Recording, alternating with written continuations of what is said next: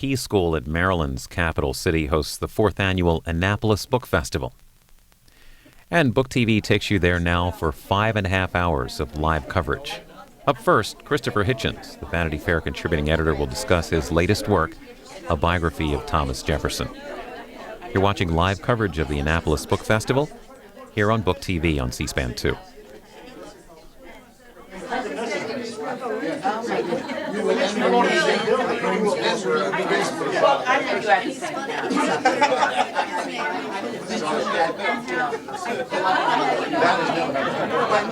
It's funny, when I was in the Sugar Loaf, I went to the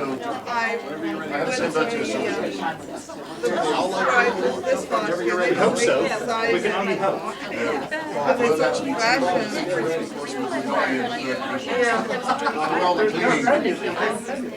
Don't take my food. Not that you were right. I found some really good books. It is my distinct honor and pleasure to be introducing Christopher Hitchens this morning, for not only is he a fellow expatriate, but he was also born in Portsmouth, England, as was I, and just now I figured out that we were born in the same building. Educated at Oxford and anointed by the British newspaper The Guardian as one of the top 100 intellects, Mr. Hitchens has written prolifically both in books and for numerous magazines, led by The Nation and Vanity Fair, on subjects as wide-ranging as Mother Teresa, Ronald Reagan, and Michael Moore. Recently, he published his latest book on Thomas Jefferson. Once a darling of the left, he now eschews his socialist past, although he still seems to hold some affection for Marxism. However, he's forsaken his erstwhile liberal friends, describing him as too righteous, boring, and herbivorous. His views, then, cannot be pigeonholed. Perhaps that word contrarian best describes him.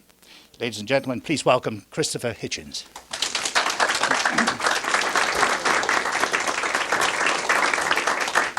Well, first of all, thank you very much, ladies and gentlemen, for coming, and thank you, Paul, for that very handsome introduction. Nice to meet someone from whom I could have been separated at birth. I'm told, ladies and gentlemen, that we only have 3/4 of an hour together, and so it's an hour. Oh, that's good. All right. Well, I was going to say that I take it that people like yourselves come to events like this in order to speak as well as to be spoken to. So I'll try and be as sparing with my share of the time as I can be, but bear in mind that Mr. Jefferson was in power almost continuously one way or another for 1/4 of a century. It's quite a difficult life to compress into one book and certainly into one talk. I thought I'd speak about him under four chief headings: enlightenment, war and revolution, nation building, and slavery. Jefferson was slightly prone to self-pity. He would often say the burdens of office were too great, the appreciation of his efforts was insufficient, the bitterness of politics was too foul. He would constantly say, I'd much rather be back on my farm in Monticello. He would now have said, in order to spend more time with my family, and we would be able to add, now from what we know, more time with his two families. But as it happens, he could easily have elected to do something other than politics and have been perhaps not as well known, but equally successful in the chosen field. He could have been an excellent lawyer. He was a very good lawyer. He took some quite early cases also about emancipation. He could have been an extremely good librarian. His private library became the core of what is now the Library of Congress in Washington. He designed a plow, which dug a deeper furrow in the soil. He could have been and was a very good farmer. He wouldn't have been a very good wine grower. He never got Virginia wines up to snuff. In fact, they still rather lag, though I think they're better than the Connecticut Chardonnay.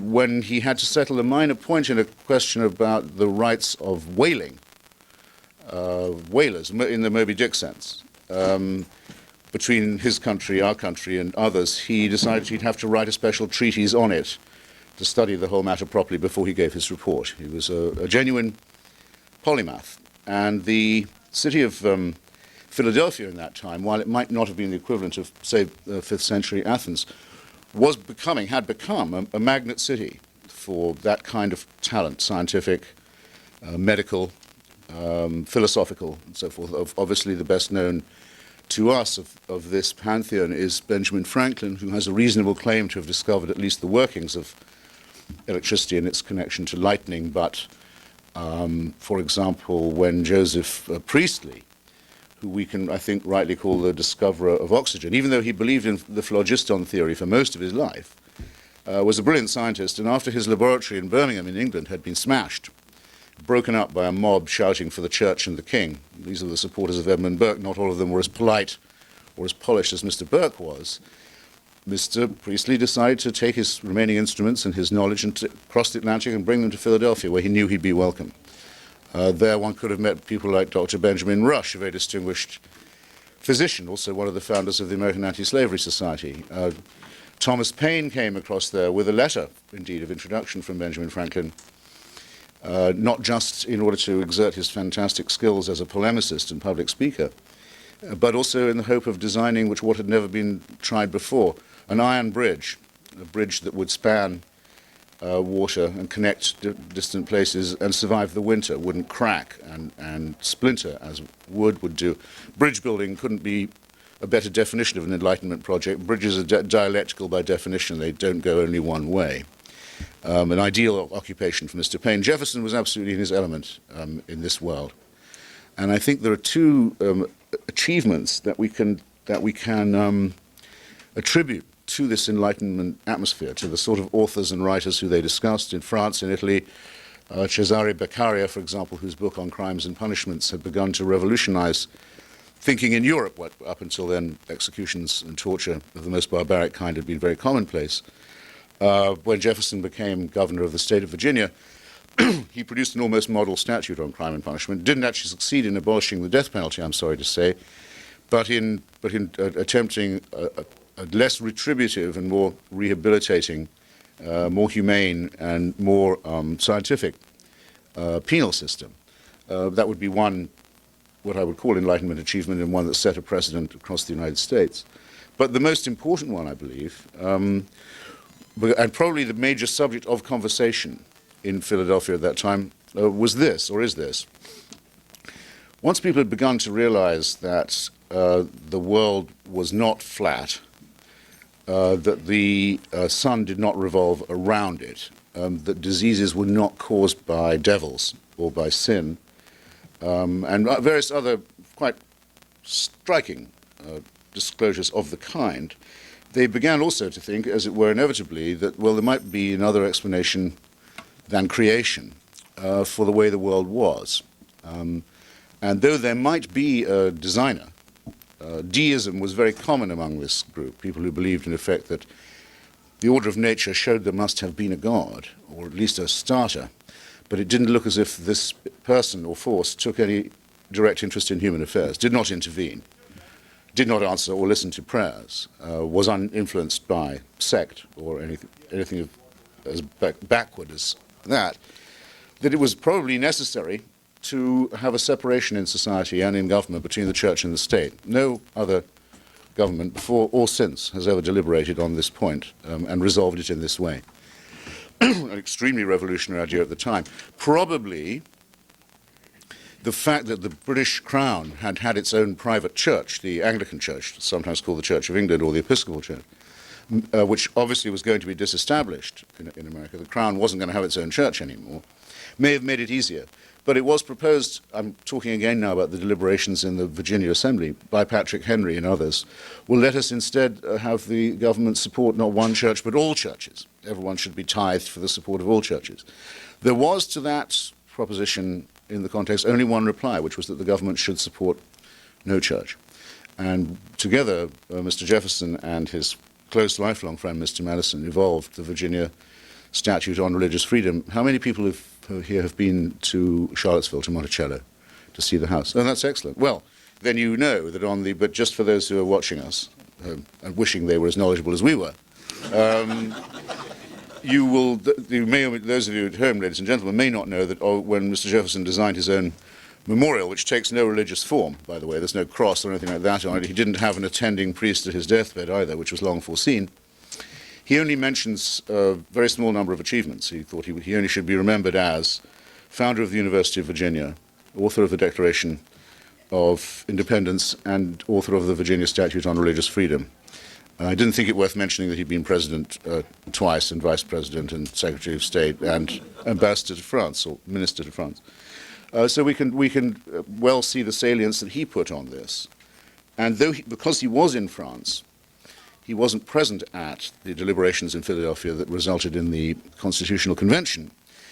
I think it's obvious when you look at it that the Virginia Statute on Religious Freedom is the embryo of the First Amendment to the Constitution, which is, in my opinion, the amendment that outranks, if you like, all the others, which makes a clear separation between church and state, guarantees religious freedom by the only means by which it can be guaranteed, which is to say a secular state, and also guarantees the right of free expression and free assembly.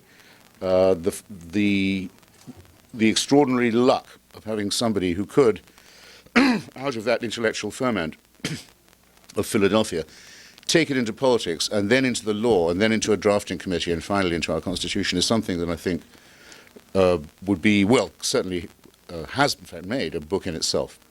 So that's not all I want to say about Enlightenment, but I'll come back to it by another route. But the second area where he was preeminent was that of war and revolution. In the first place, he drafts the manifesto of the revolution, most of it at any rate, fails to get a clause condemning slavery from being adopted, fails to get it adopted, probably because of the pressure of the Carolinas and Georgia delegations, but also because of the number of slave traders, not holders, also in New York. But with that terrible initial defeat conceded, he announces, if you like, the first democratic revolution. Until that time, the word democratical or democratic was generally used as an insult, as the Greeks might have said ochlocratic or mobbish or mob rule. To be accused of being a Democrat was to be accused of favoring essentially mob rule. John Adams would, I think, have continued using it in that way for most of his life. The word democracy evolves as a non-pejorative, as a positive word, really out of the work of Thomas Jefferson and in my opinion, the unacknowledged drafter of the Declaration, Thomas Paine, who's the subject of my next book, The Unacknowledged Founding Father. But the crucial thing is popular sovereignty, and for the first time, the idea that rights are innate in humans, not in monarchs, not in bishops, and are not derived from the heavens, though a creator is mentioned, it's not specified, that they are common property. Any human can claim them. This idea, which I believe is still the most revolutionary idea, was at that time extraordinarily so.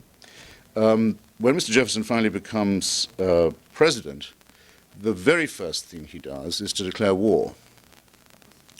And he does it without consulting Congress, and he sends the American fleet with the Marine Corps way out, too far from land and too far gone in time for them to be recalled when he finally does tell Congress he's sent them. This is because he wanted to make absolutely sure that this war was a success. The war he declared is known to us as the Barbary War, and largely forgotten, I think, now in our history, but of extreme importance, not just as America's first war, but as a war of liberation.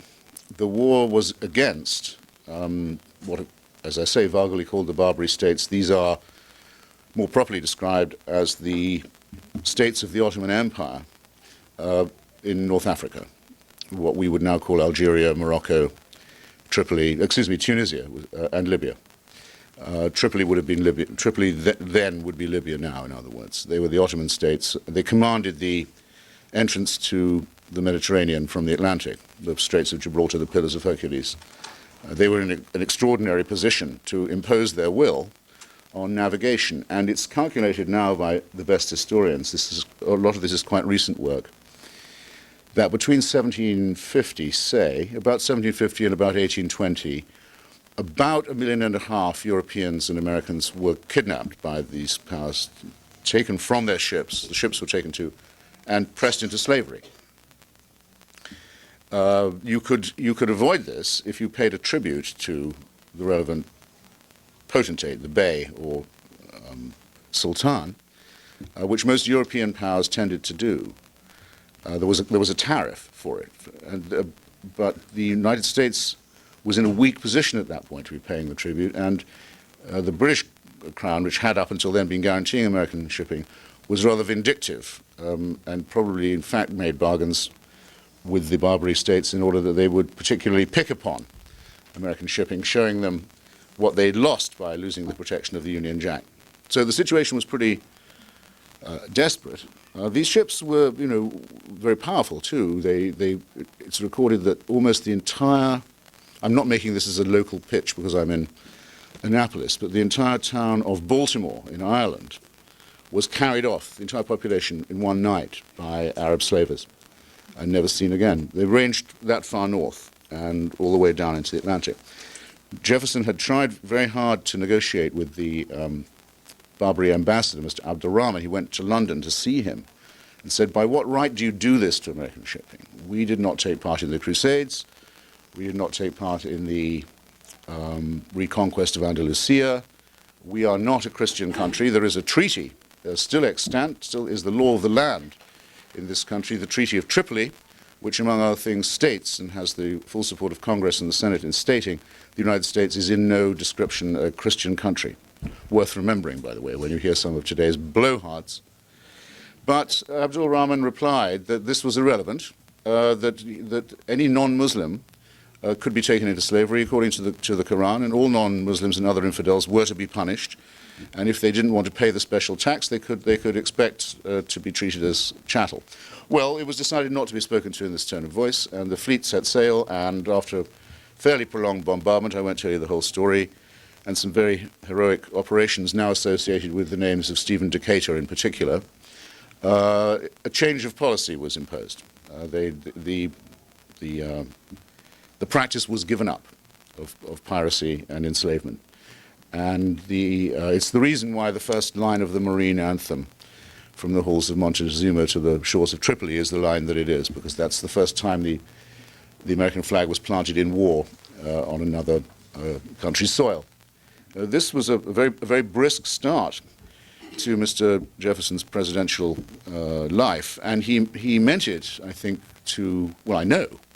I argue strongly in my book, to show that the American Revolution was not for Americans alone, that the ideas that it embodied were, he hoped, capable of universal emulation. He hoped that they would spread. He believed they had spread to France. He'd been disappointed by the defeat of his friend, the Marquis de Lafayette, in the fratricide within the French Revolution, but nonetheless he believed that slowly and by degrees the American Revolution would export itself and could be exported by violence if necessary or if negated.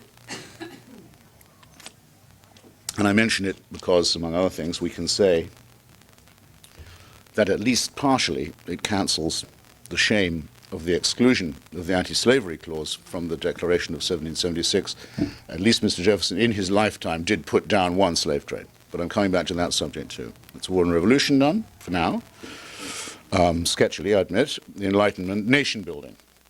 In order for the United States to be a revolution that could be emulated and exported and fought for overseas, it had to be a serious continental power. This is Jefferson's main preoccupation throughout his life.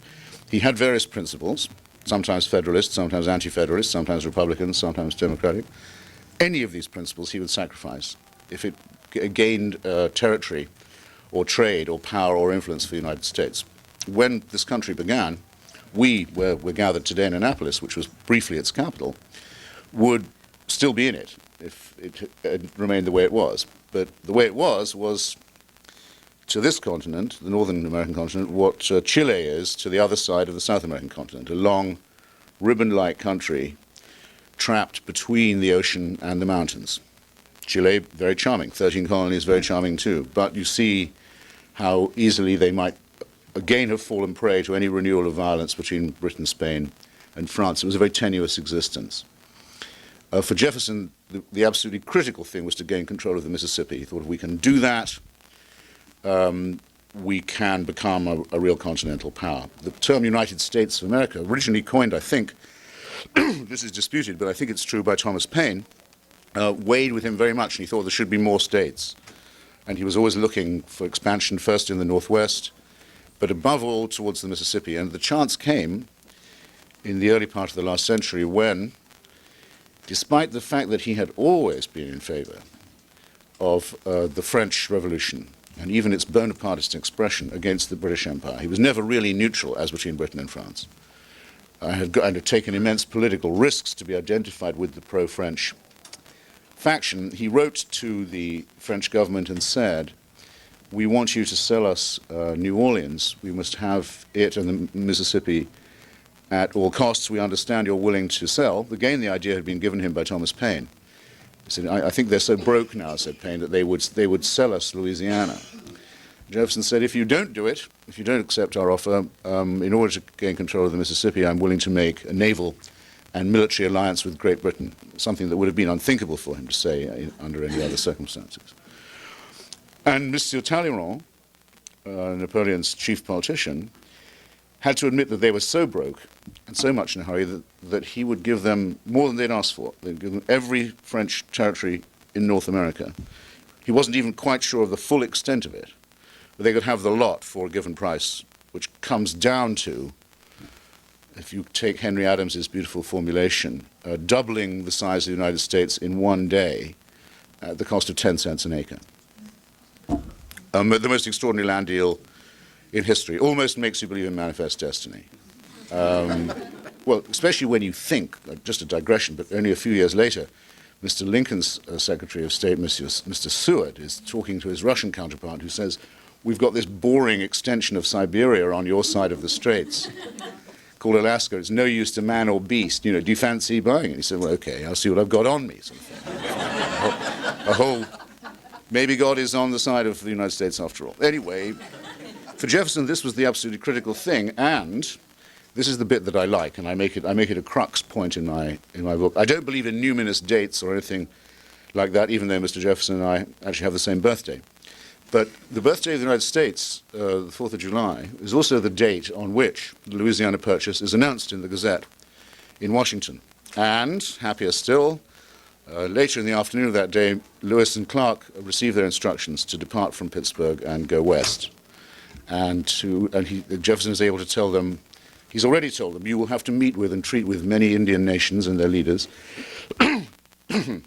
He urges on them always to treat them with the greatest of respect, ask them to enter into negotiations with Washington. But he's able to tell them, Lewis and Clark, what they can now tell these Indian leaders, which is, gentlemen, you already live in the United States of America. The reign of the Emperor of France is over and will never come back. The Spanish are not coming back either. You are Americans already. And so on that 4th of July, he's able to send off the greatest Enlightenment expedition ever founded. There's a word for Orientalism, for the way that Napoleon, at around the same time, sent all kinds of artists and scientists and geographers and seismologists and botanists and anthropologists to Egypt. That we call that Orientalism. Occidentalism is what Mr. Jefferson was practicing.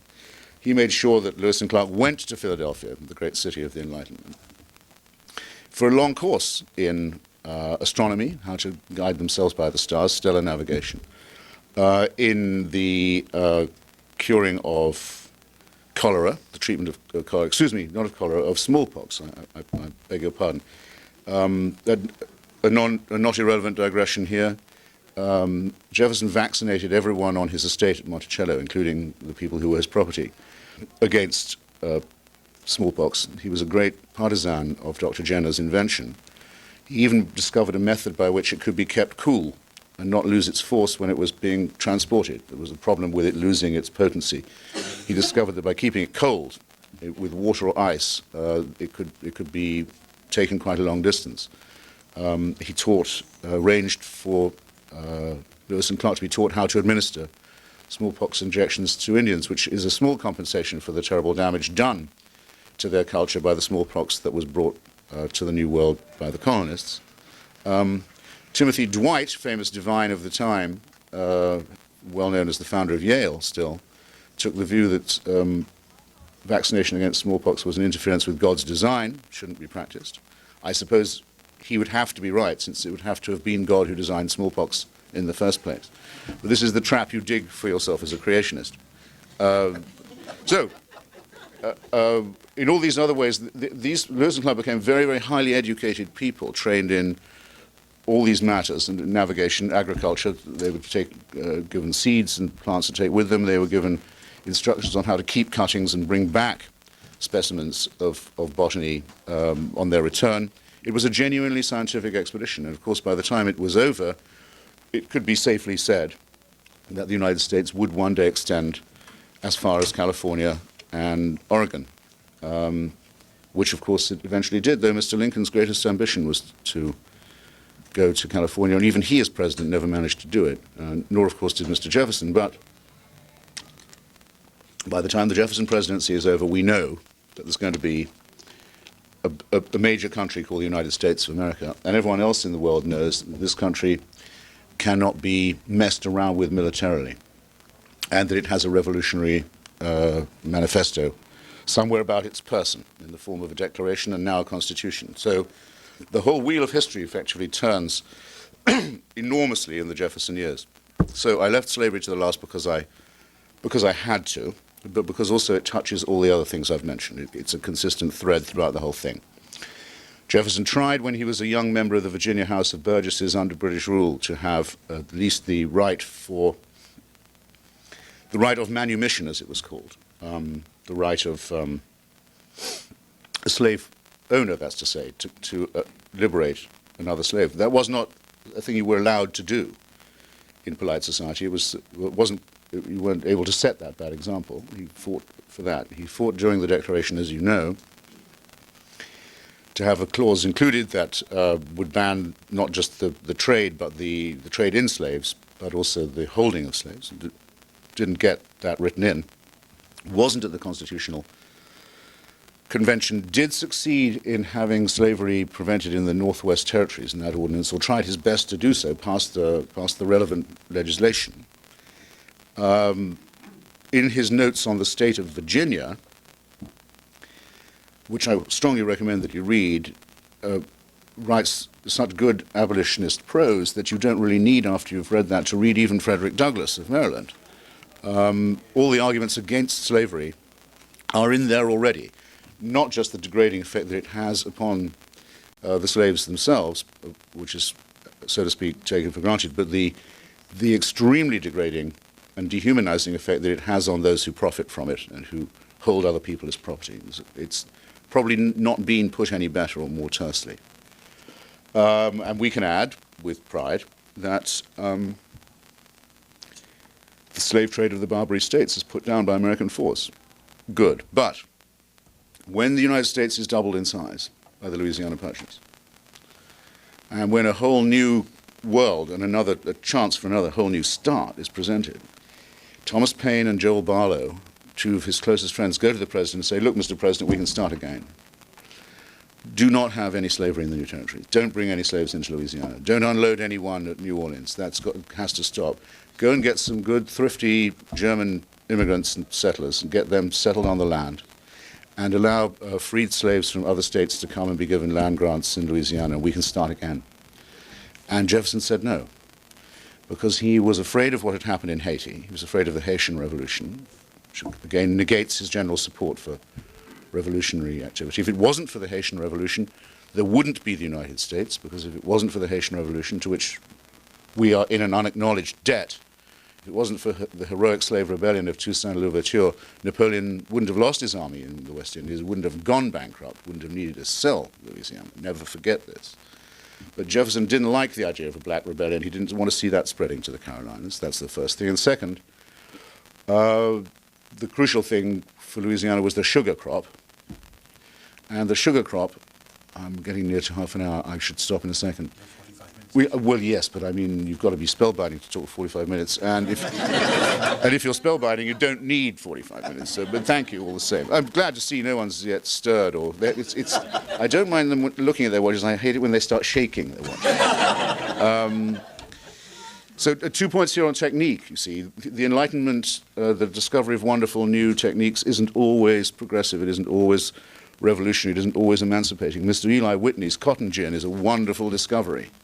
It really is, but unfortunately it makes cotton a lot more profitable and cotton is never going to stop being labor intensive. So there's a wonderful new invention that actually doesn't emancipate people, it rather continues to hold them in slavery. Well, the cotton interest had dominated that far, but now the sugar interest takes over, and if the sugar harvest isn't cut and brought in quickly, then the Caribbean islands, which are still outside the American orbit, they'll dominate the trade instead. So Jefferson decides to capitulate, and the chance of a second New Start is lost, consciously lost, because he had the advice and the pleas of Paine and Barlow not to do it. And because of the enormous size of the Louisiana Purchase, it means it's going to be carving and cloning into new states all the time, and has already begun to do so. And it means that by the end of this process, in other words, the vast addition of territory and the huge extension of slavery, that very, very soon, in fact, pretty nearly by the time of Jefferson's death, it would be the case that the number of slave states and the number of free states would be approximately equal. A state of affairs which is later echoed in a very momentous speech by Abraham Lincoln, who says that he doesn't think the Union can long endure half slave and half free. Well, an admirer of Jefferson has to concede that this was the state of affairs gifted to Mr. Lincoln, passed on to him by Mr. Jefferson. And this is a terrible irony for those of us who believe in the American ideal. Well, I think that it's now the bawdy hand of time is on the prick of noon. As I believe Mercutio says. Someone will correct me if I'm wrong. And I think I have sketched for you why Jefferson is so fascinating, why so paradoxical, and why, as I close my book in saying, I believe that he illustrates that history is not a morality tale but a tragedy. So it's been nice having you as my prisoners, and I'm now happy to be your hostage, ladies and gentlemen. Thank you for coming. If you have questions, ladies and gentlemen.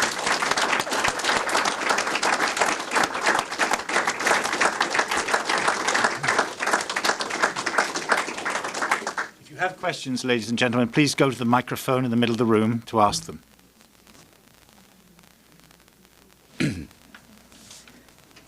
Thank you for your talk. Is this one? It's not amplified. Okay. Thank you, sir. I recently heard that in the Declaration, the first line, Jefferson had written, "We hold these truths to be sacred and unalterable," and then Franklin revised it to say, "We hold these truths to be self-evident." So I'm wondering, I mean, Jefferson's original formulation doesn't sound as enlightenment as Franklin's, and I'm wondering if you had any thoughts about that. I mean, words are kind of symbolic of our underlying experiences, so it does, I think it's a distinction with a difference. You know, Yes. If we had sacred and unalterable instead of self-evident. Thanks. You're quite right. Though sacred doesn't necessarily have to have a non-secular meaning. You're certainly right, to the best of my knowledge. I think I have a feeling it's in Jerry Weinberger's excellent new book on Benjamin Franklin. But anyway, the term self-evident is his. I mean, remember, this is quite an impressive drafting committee they've got there. They have Franklin and Jefferson and several other gifted people. They also have the collected works of John Locke, which if you look at and then compare with the final document, is an extraordinarily deft bit of plagiarism. I mean, word for word almost is the bit, for example, which says that people are likely, often will, put up with a tremendous amount of oppression and inconvenience if they see no other way of living, that you can load them with more and more taxes and chains and so forth. But when a long train of abuses and usurpations and so forth culminates, then they'll rebel. And that's almost word for word from Locke's Treatise on Civil Government. If Franklin had been the chief drafter instead of just one of the committee, there might even have been a joke in the Declaration. But with Jefferson, you could be absolutely sure there would not be. One of the sad things about writing about him was to discover that really he had no sense of humor at all. And the proof of this is he thought Tristram Shandy was a hilarious book and would read it aloud to his wife and have her, Martha, Sally's half-sister, read it to him on the long winter evenings.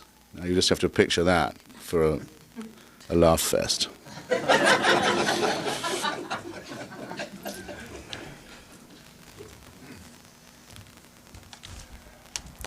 I've greatly enjoyed your exposing the various issues that your book has and the little details that you've given us. And aside from your birthday, July 4th, what was the primary interest or stimulus for you to tackle or study and then write about Jefferson? Jefferson isn't born on the 4th of July, neither am I. So I may have run those two things together. In fact, though I was born on April 13th and so was he was actually born on April the 20-something. He was born under the old calendar. I've often wondered what the astrologers did, the horoscope artists did when everyone had to shift over a zodiac or two. Actually, Jefferson would have stayed in Aries, I think, by his date, but on his tombstone it gives both dates. Why was I interested in him? Well, I would never have dared propose writing a book about him, I don't think, but when I was approached and asked to do so, I thought yes, almost immediately, because everything one writes about America is in some way writing about Jefferson. As I say, Washington is a necessary presidency to study. There are several others I'd say were necessary. Obviously Lincoln, certainly Roosevelt. These are quite short intervals of time. And Jefferson's right there from the beginning. The Declaration, prior to that, the preparation for the Revolution, the committees of correspondence, the final appeal to King George, the vindication of the rights of North Americans. Then Paris, where he helps to draft the Declaration of the Rights of Man. The first time ever such declaration ever been made in French soil. It becomes a universal declaration. Then Secretary of State, then Vice President, then the Alien and Sedition Act contest, all of this, then the war with the Barbary States. Then the attempt to use international sanctions for the first time ever as a means of preventing war. And the reason why his second term is such a disappointment, because he thinks that the economic warfare argument, the boycott, the embargo, will bring an end to the war between Britain and France and the constant raids on American shipping. And I actually do think if it had been given a bit more time, it might have worked. But it's the first time anyone's tried that, let alone as a superpower. And then in retirement, writing more papers than most people could read in a lifetime, designing a wonderful library, helping out the Library of Congress after the burning of 1812, the University of Virginia, and the Jefferson Bible, which I also recommend everyone should get hold of a copy of. You can usually, I think the Unitarian Church has published a good edition edited by Forest Church. Jefferson took the Bible in one hand and a razor blade in the other, and cut out all the bits that were mad or immoral or mythical or self-contradictory or otherwise wicked or absurd, leaving him with, as you can imagine, an extremely short book, but quite terse. And this was his contribution to Enlightenment thinking. He didn't dare publish it in his lifetime, but that was just one of his retirement jobs, and he could do it in all the relevant languages as well. It's a parallel text. So that's why I wanted to write about it.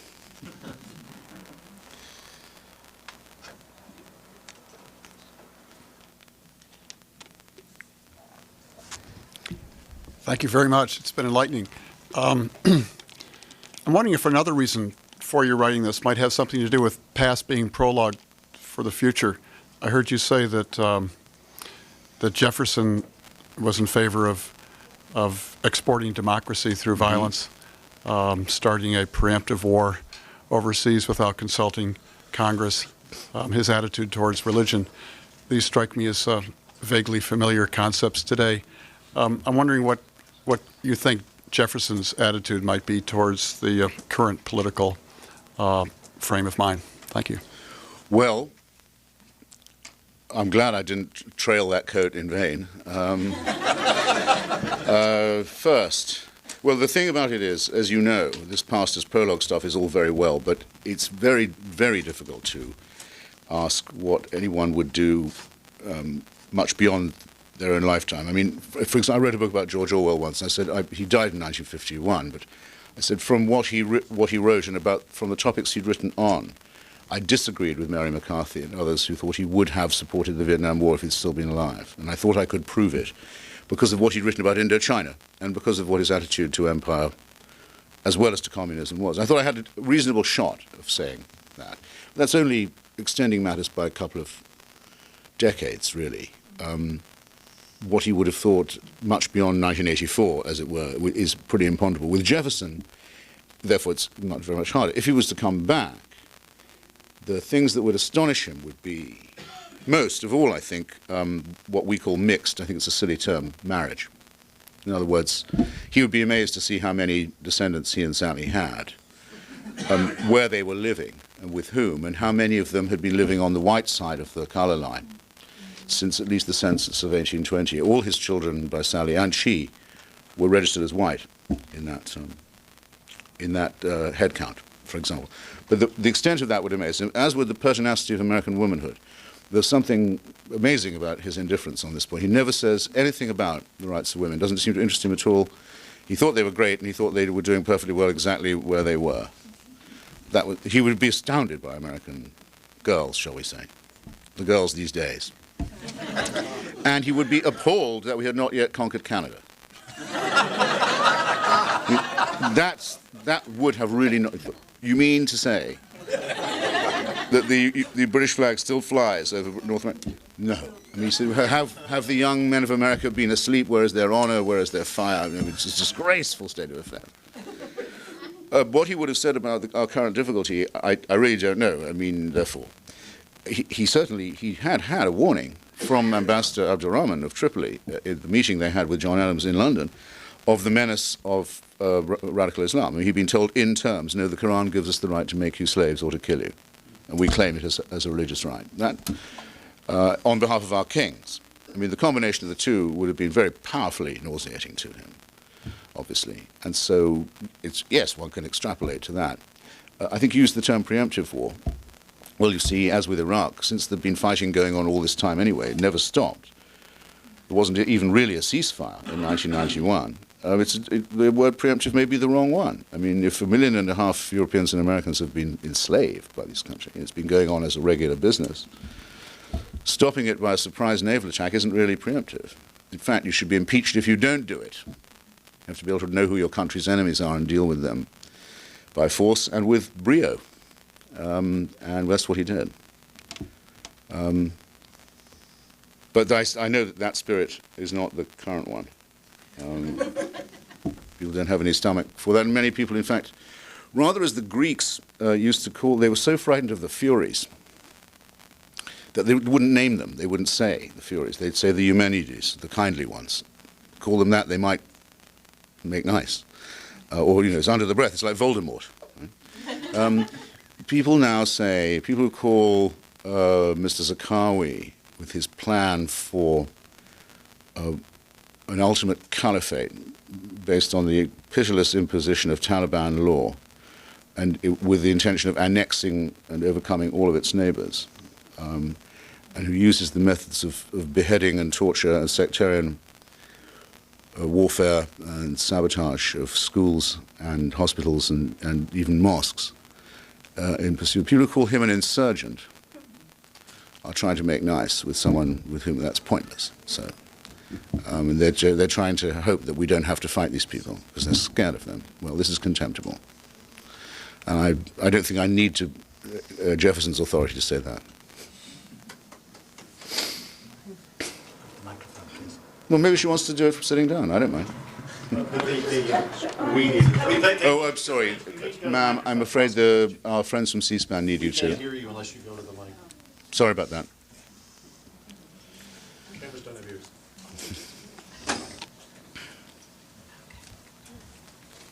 Just very briefly, could you elaborate on your knowledge of his poetry writing, when he started and over his lifetime?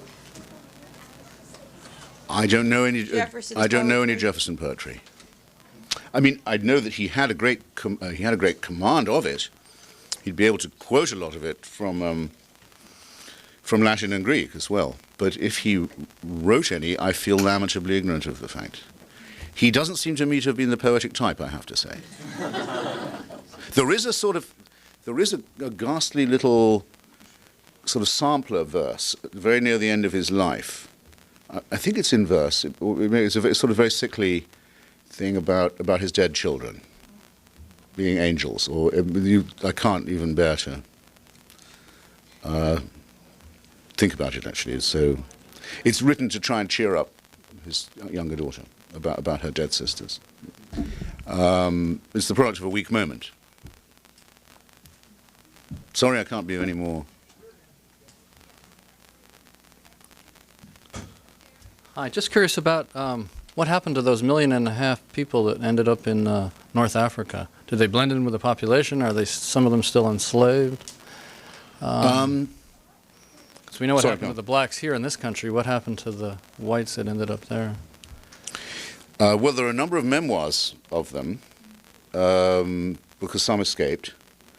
And unlike those Africans who were unlucky enough to be taken into the Middle Passage and then to America, dying in huge numbers on the way and never seeing Africa again, these people could be ransomed. I mean, a huge amount of activity.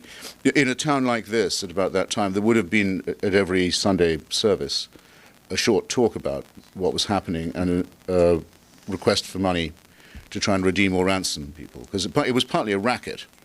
It was partly a protection racket as well. You could pay not to be enslaved, and if you were, you could pay to be ransomed.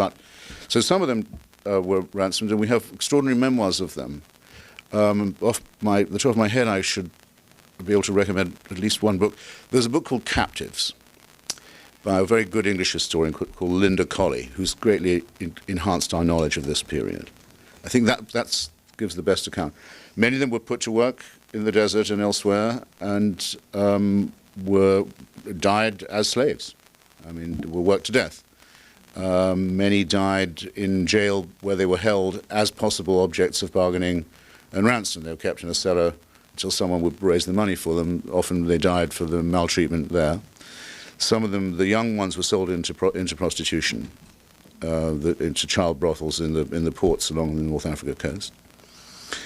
And that's the story. It's rather, I'm afraid, as you would expect. There are, I've noticed, quite a lot of very light-skinned people, especially in Morocco, and it's conceivable that there's a certain amount of that, because there would have been no prohibition of any kind on intermarriage. Well, not that there really was in America either, in that there was at least no prohibition on I hate to say, I won't use the word racial, because I don't believe that our species is subdivided into race, but you know what I mean. Black-white sex was not illegal, at any rate.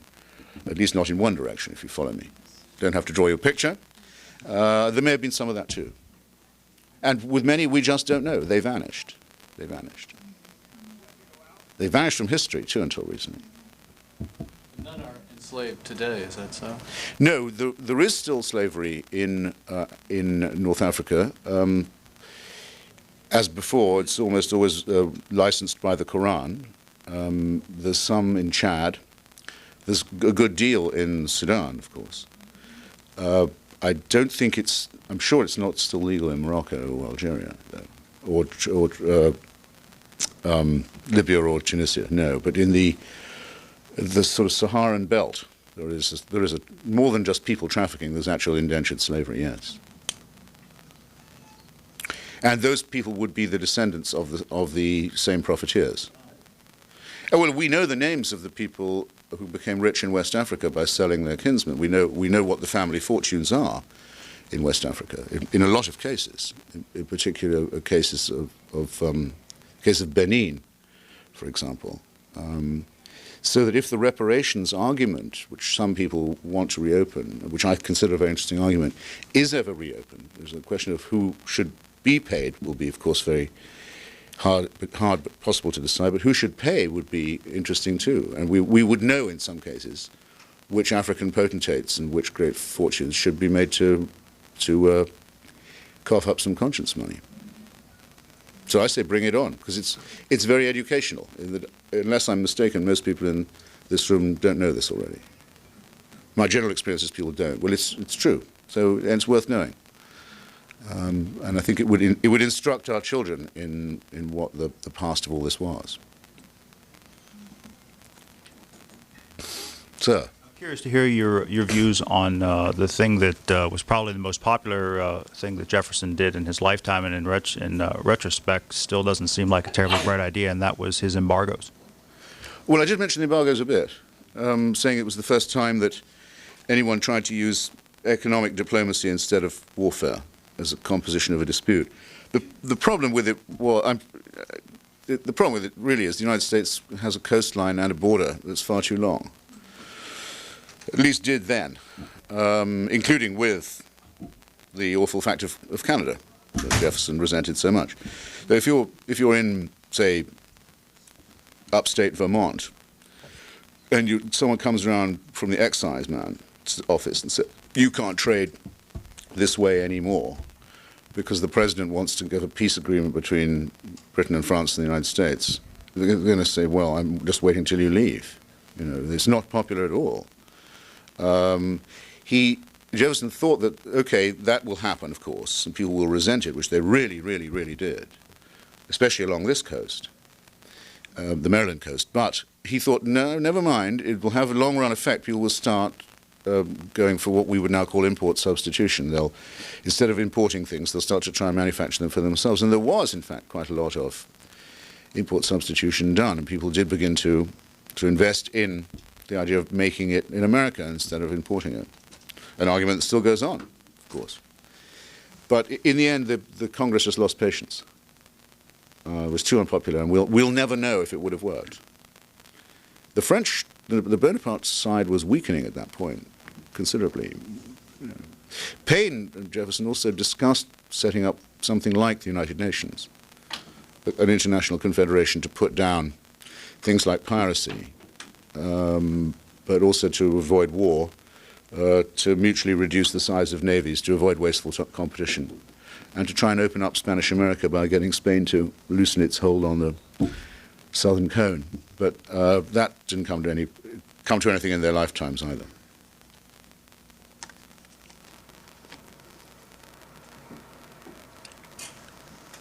Please. What do you think Jefferson would think about the Iraq adventure that we're in now? Well, let me see, I'll have to submit myself to the safekeeping of others in the audience. Would you, ladies and gentlemen, not say it already? I had already answered that question. Yeah. I'm relieved. Sir, pay attention in the back.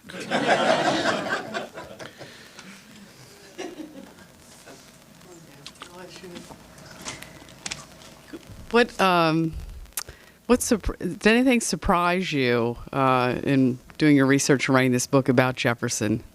Any surprises? Yes.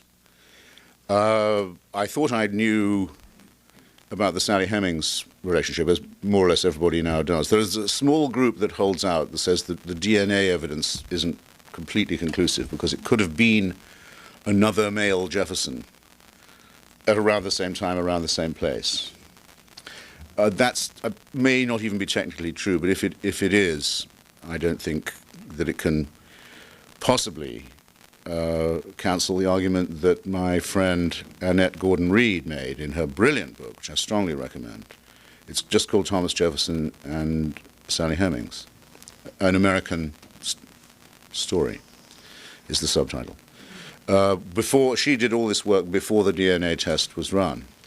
And when you know that Sally was not just his property, but his wife's half-sister, in other words, Sally Hemings and Martha Jefferson had the same father and grandfather, both of them English, white at any rate, Anglo, that she was a privileged house servant who was in the room when Martha died and heard Jefferson say to his wife, promise he'd never marry again, that they meet on French soil, where slavery is illegal. And though he doesn't need any extra staff at the American embassy, he asks her if she'd like to stay and perhaps join his staff. And then his letters show expenses for clothing for her and for a separate place for her to live. So I don't think I need to draw you one of those pictures I keep mentioning. The critical thing to know, I think, and that Annette discovers so brilliantly, is when Jefferson's little daughter died, he couldn't stand it. There'd been so much death that he said he must have the remaining one brought to him in Paris, where the older one already was. He said, you must send her over. I can't bear any more of this. I want to have them with me.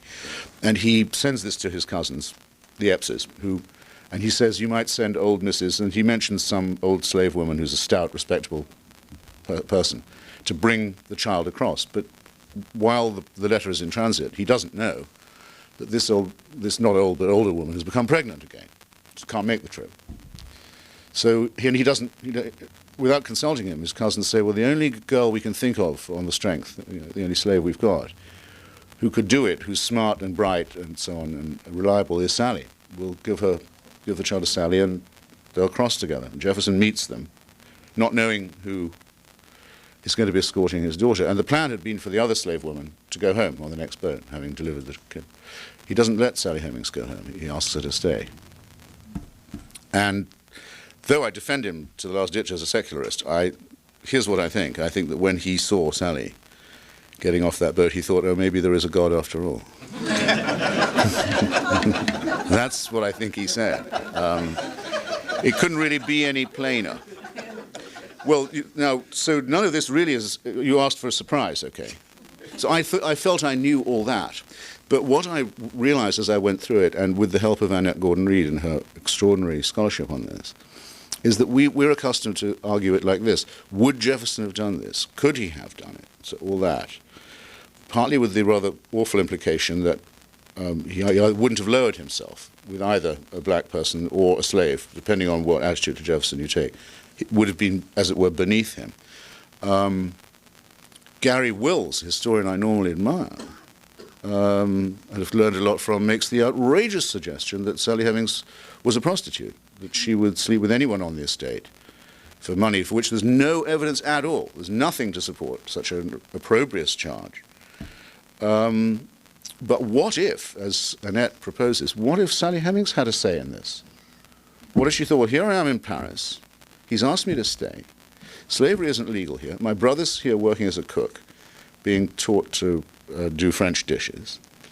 It's a lot nicer than a mountaintop in Albemarle County, Virginia. The guy's obviously under pressure. He's a widower, but he's, still as it were, he's still a man. I could do worse. It's an upgrade. And what she may well have said to him is, okay, but if I have any children, they're not going to be slaves, Mr. Jefferson, sir. Because that seems to be what the bargain was, because all her children were freed. His children, by her, were freed. And no other slaves were. And so was she. And in law, you may not say that acting as if you've made a bargain proves that you made one, but you can adduce it as evidence that a bargain was made. And if you look at it like that, and if you imagine her as a partner in it, which I think it's only fair to do since she was obviously a very smart and tough and brave girl, then you think, well, and this is what I propose in my book, well, why not consider her not as a buried scandal or as an object of shame or disgust, but as one of America's founding mothers, now buried under the Hampton Inn, I think it is, a courtyard, or Ramada Inn courtyard in Charlottesville, under its parking lot. But maybe we could do something about that.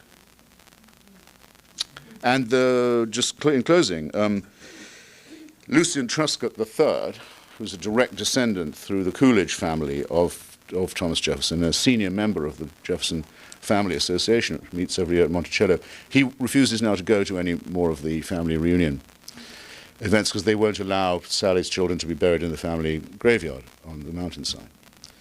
So they still won't. But he has produced, with Annette's help, a book, a wonderful book, of photographs of all of the descendants, all right across the country, several dozen of them we can trace. And that's the perfect refutation, that book, of Jefferson's belief that though the slaves should be freed, they'd have to depart from the United States once they were freed. They couldn't stay on once they'd been freed.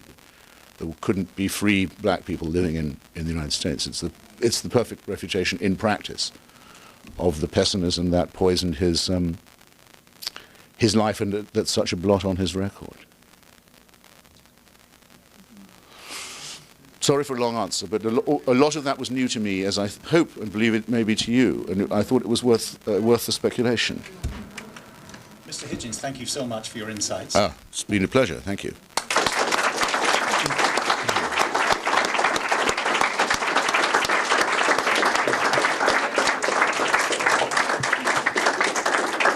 Mr. Hitchens will be in Authors Hall for the next half hour signing his book. Thank you. Good. Thank you very much. You're welcome. Tremendous introduction. Yeah, well done. Vaguely, I didn't say vaguely. I'm going to take two of them out there. These are going to get, well, they're going to get knocked out. That was great. Is he in par, like he's in the par? Renews your enthusiasm for scholarship. Yeah. I was just in Charlottesville about so was I. I didn't know that she was. Let's go dig her up. I didn't know she was there. I said, wow, poor thing. I'm going to put these down. Joan, where did you get your handbag? Want to go? I have to tell you where I found it. You know, I was at Metropolitan having a drink. And she had it. And I was like, I have to have that. I need one. Christopher Hitchens, the first of 5 authors, will bring you today from the Annapolis Book Festival. Starting shortly, Don Van Natta, New York Times.